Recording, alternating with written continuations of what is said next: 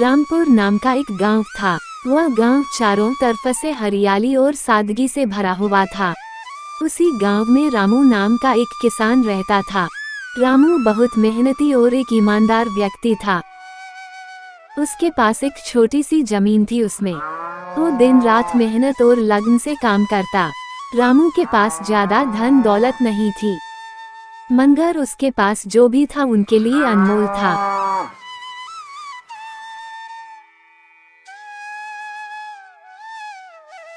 अरे भाग्यवान, मुझे जल्दी से खाना दे दो, मुझे जल्दी जाना है।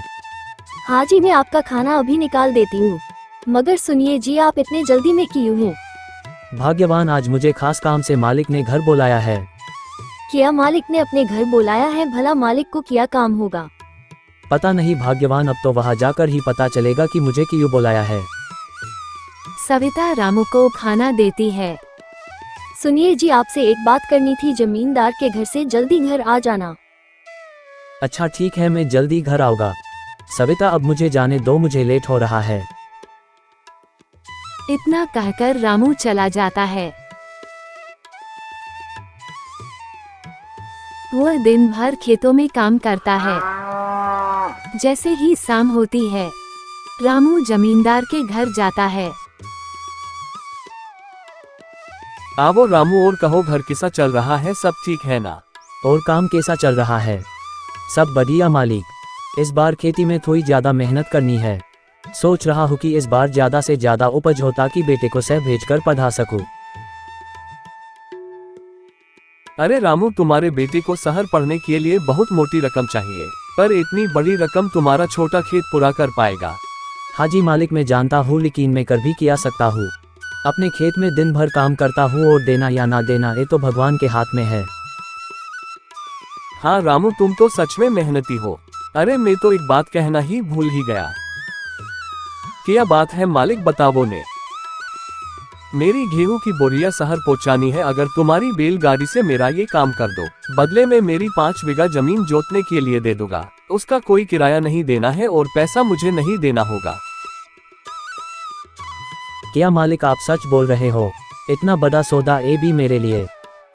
रामू आज तक झूठ नहीं बोला। ये तुम्हारी ईमानदारी और मेहनत को देखते हुए मेरी तरफ से तोहफा है। तुम अपने बेटे को शहर पढ़ने भेजो और बड़ा आदमी बनाओ।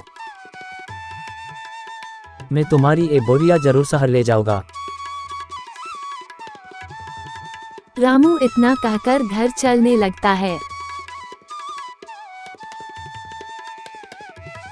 सुनो सविता, मैं एक बड़ी खुशी की बात लाया हूँ। जमींदार साहब ने मुझे अपनी 5 बीघा जमीन खेती के लिए दिया है और उसकी फसल में से कुछ भी नहीं लेंगे। जितना भी अनाज उगेगा वो हमारा होगा।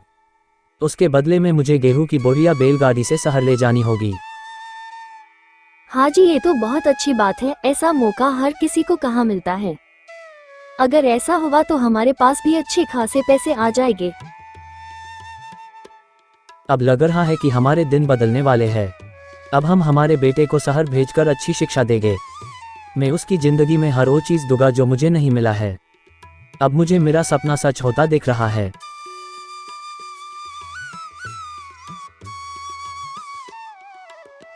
अगले दिन रामू घर से जल्दी निकल जाता है और जमींदार के घर जाता है। वहां से बोरिया अपनी बैलगाड़ी में रखकर शहर जाने के लिए निकल जाता है। बोरिया लेकर रामू शहर मनगन सेठ के यहाँ पहुँचता है।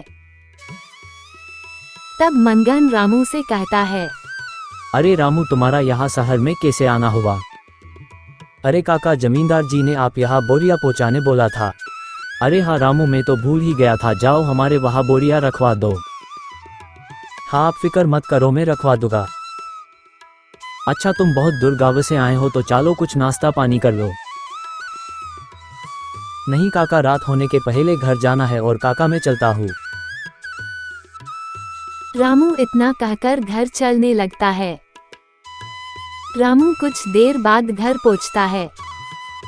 हाँ जी, आज आपको इतनी देर क्यों हो गए? आज तो तुमको बहुत समय लग गया। इतनी देर से कोई घर आता है क्या? अरे भाग्यवान, तुम खोटी चिंता करती हो। मानस घर से बाहर जाता है तो देर लगी ही जाती है।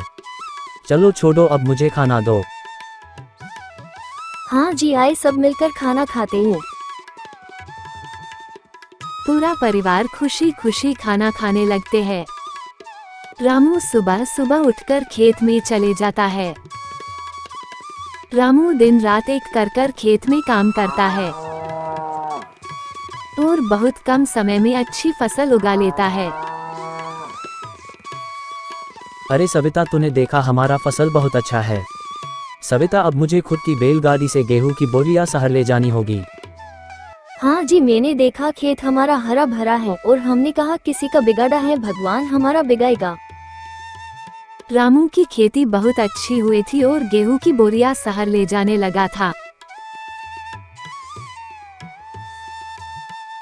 और रामू का परिवार खुशी खुशी रहने लगा था। तो ये कहानी हमको ये सिखाती है कि करो अच्छा तो होगा अच्छा। सबका अच्छा सोचो, तुम्हारे साथ भी अच्छा होगा।